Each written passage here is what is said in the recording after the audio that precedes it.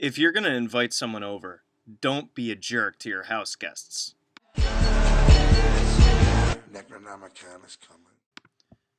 So let's talk about the etiquette when it comes to summoning spirits, because remember, these entities are to be respected. They are not below you. Entities of other realms and of other species or forms, I guess you could say, other than us, whether they be animal spirits, demons, angels, ghosts, disincarnate spirits, elementals, tulpas, thought forms, specters, blah blah blah blah blah, any of the spirits in the Necronomicon, or even planetary energies.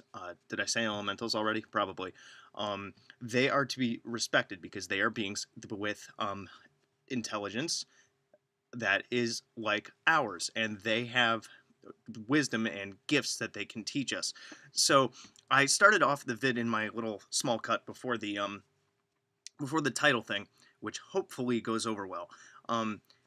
That you don't want to be a jerk to your house guests when you are performing evocations. You are not forcing, nor should you have the intention to, or actually force a spirit to come to you. It's essentially as if you are opening the door and you are asking them to come through. You're not saying, get over here right now. I mean, there are times and places for that, but I'm probably not going to step too much into that. So, being that this channel is about the Necronomicon, I'm going to start there, and we'll see where it goes from there. Because, like you guys already know, I don't really script this stuff. I just roll with it because I feel like when you script things, you put yourself in a box. So, without further ado, the indigestion. But when you are invoking, for example, the 50 names of Marduk or any of the spirits from the Necronomicon, you are to, after consecrating your temple and raising energy and all of that. And by the way, when working with the spirits in the Necronomicon, I do not suggest casting a circle. And actually, with a lot of evocations, unless in the goetic sense, where you are within your own circle, and the spirit is going to be summoned in the triangle of art, which I believe is outside of the circle, then you go ahead and cast a circle. Me, I don't like to do that because one, if you're afraid, stuff's not going to go right for you, and I think that casting a circle is like putting up a barrier. It's like putting static intentionally in a phone call, like crinkling a piece of paper as you're talking to somebody because you're hoping that they hang up. So a circle is like crinkling a piece of paper, hoping that the spirit goes away. Which, if you want to evoke spirits, you don't want to do that anyway. So after you consecrate your temple and you build the ritual space, one of the things that welcomes a spirit into your temple, into your ritual space, is the maybe the planetary hour, if you are summoning a being from a planetary realm, or even the hour or the day, or maybe that maybe it would help if that planet was in its sign of exaltation to give it a little bit more boost for that spirit to come through. What else do we have? Oh yeah, decorate your temple with things that the spirit would like. So if you are going to work with a spirit from, let's say, Mars, or the energies of Mars, and seeing what evokes through that, your ritual materials should be red. If you are working with a fire spirit to invoke the spirit of fire, to talk to a fire elemental, red. Water, blue. You get the gist. So colors are important, or even different stones that are associated with it, different flowers that are associated with it, different scents that are associated with it, like the Necronomicon spirits, pine, sandalwood, or cedar work good. You can substitute any incense, really, but it's like, you want to make the place comfortable for the spirit to show up, because if it you don't want to go into any place that makes you uncomfortable, so why would you expect a spirit to do that? You want to make it welcoming. So, like with the When you're invoking the 50 names of Marduk, for example, after you raise energy and you call out to that spirit, you honor that spirit with talking about its great attributes and what it is going to help you with. Remember, you are not forcing these spirits to come to you. When they are in your presence, however, if they begin to cause a ruckus, then you can, and should for your own safety, to be honest, declare that you are in control of the situation and appeal to a higher authority.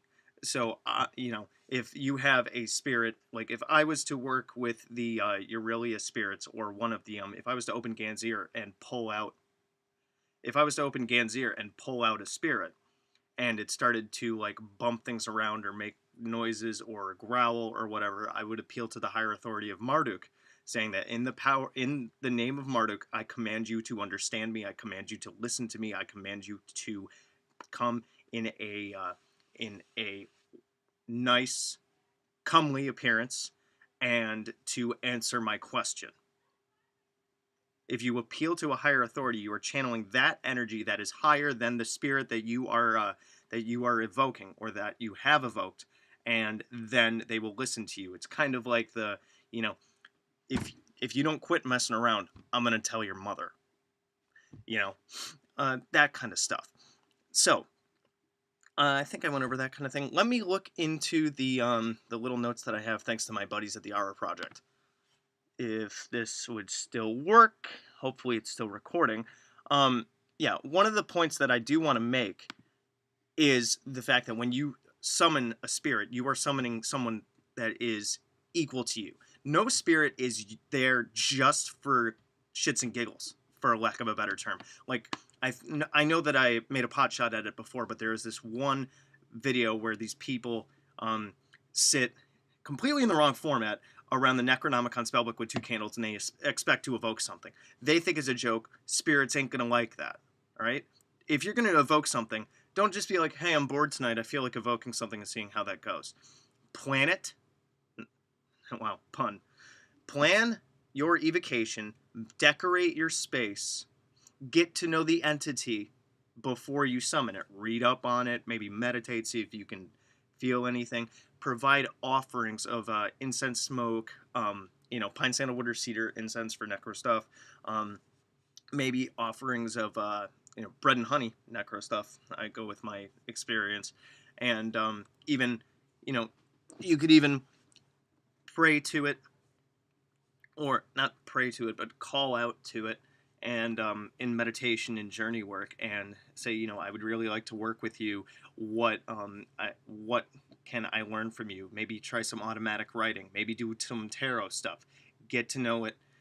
It's like having a phone conversation with someone before they come over to your house. You meet them a little bit, get to know them better. It's not just a one pot shot. Hey, I'm gonna pick this guy and boom, I wanna have him hang out with me.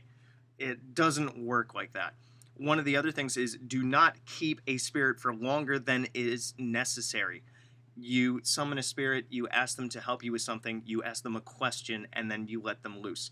It is a bad idea to keep a spirit for longer than possible because, if you're being active with that spirit, maybe you evoke the spirit, and then you decide to do some meditation and see what it'll teach you. Whatever activity you're doing with it, it will be active for. But if you just kind of evoke it and then you're able to kind of seal it in a place or walk away, he's going to be pissed that you decided to bring him there, and then whatever. It's like if you bring somebody over your house and the second that they come over to hang out, you're on the phone for 6 hours.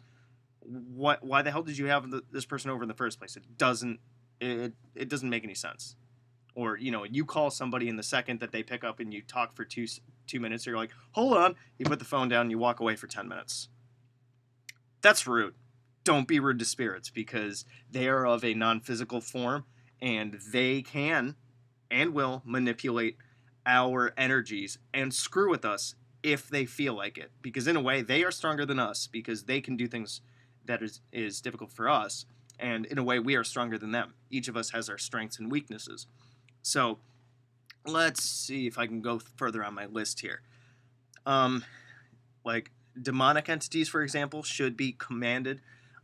because it's like a kid or a person where if you don't set the ground rules, they are gonna mess with you. As a teacher, I totally know that. You don't set the ground rules, kids are gonna try to wiggle around, be like, I want you to come here to help me with blank and only blank. Be direct, be explicit. Don't leave any gray area in your invocation. I desire help with blank. Carrying on. So, let's see. Talked about that. Da da da da da da da. Joke about one of my friends saying, "Bring donuts." Don't. um, we talked about offerings. Yeah. One of the other things is to address them by their proper names. So, if a spirit, for example, some of the names in the Necronomicon are not entirely accurate to the name of the spirit. For example, if I can just peruse here, and you guys will, well, for example, if you look at the ancient Sumerian tablets, a lot of the 50 names of Marduk also have a title with it. For example, Marutuku is known as the youth of the sun, and Barashakushu is he who solicits for sanctuaries. Spelling error, not fair. He who is solicitous for sanctuaries. Oh, no spelling error. I did it right the first time. Yeah. Anyway, so when you address a spirit, you call them by their proper name or their title. You know, like, for lack of a better example, you don't summon the devil. You summon Lucifer, who, by the way, Lucifer means light bringer. So anybody that wants to, any person that happens to find this video and call me a Satanist or whatever, Satan is a totally misunderstood concept, and I could rip that apart, but that's not the contents of this video, except for those 2 seconds when I went off the rails. So back to my list.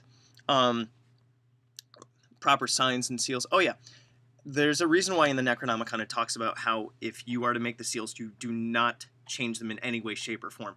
Because, like, for me, the way that I spell my name, I spell it very specific. And it drives me bonkers when somebody spells my name wrong. It's kind of disrespectful for people to not pay attention to that.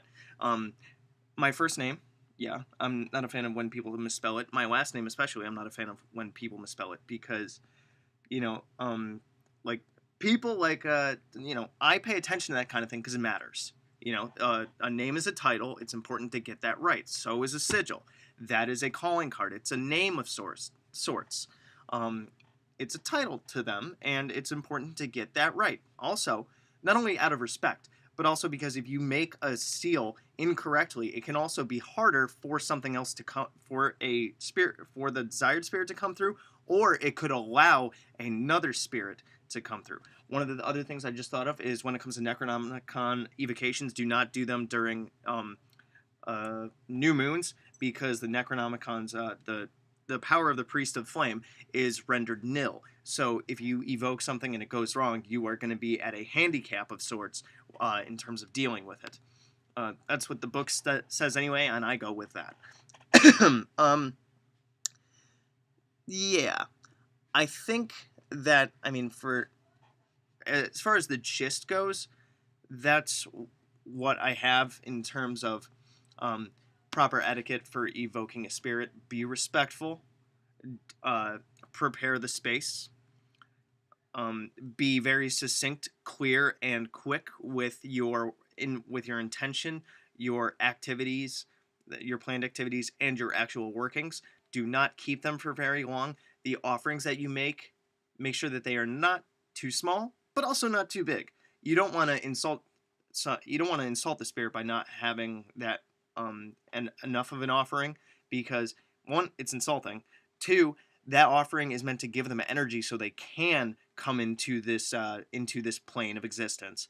And if you give them too much, like if you are summoning something that is negative and your offering is too big, they will use that to their advantage to overpower you in a way. Let's see. And think I fell off the rail there, but I went through pretty much everything that I could think of in terms of this video. And if I think of anything else, I might make a part two. If I get any more inspiration from anyone, I will probably make a part two to it, but I'm already running at about 15 minutes, and I think that's the best that I can do for now. So, before I go, my book and translating it into a companion book is on the backseat because of the new job that I started. It still is in my mind, and I'm cooking things up as I go, but I'm not, for the time being, especially getting acclimated to this new job. I am not gonna put much time into actually typing it, although I do think about it on my free time. Um, hmm, I thought I had something else. Oh, thanks to all my buddies at the Aura Project for giving me great ideas and great inspiration as the days go on, and um. We'll see what other videos I can cook up when I get the time. So thanks to everybody that's watching this. Oh yeah, that was it. If I don't get back to a comment, if I happen to miss a comment and it's a really important one on my YouTube videos, if somebody gave me a comment and I haven't responded to it, please send it to me through email at priestofthenecro@gmail.com, because that is so much easier to keep track of, because if I haven't responded to something, I keep it unread until I respond to it, whereas the YouTube notification things kind of mess me up, and if it goes away, whether it gets accidentally swiped on my phone or it's not in the little notification bell thing from Google anymore, it's very, very hard to find it. And sometimes I've even gone into my videos looking for a comment and it happens to not be there anymore. And that makes me sad because I want to answer those questions or I want to reply to those comments. So really, email is the best way to get a hold of me. Twitter is also pretty good at ThosPhoenix. I think that'll be in the description. Anyway, so I hope this video made sense. Let me know. Questions, comments, complaints, concerns, issues. Check out all my other videos for Necronomicon studies and magical mechanics and anything else I happen to come up with. And good hunting.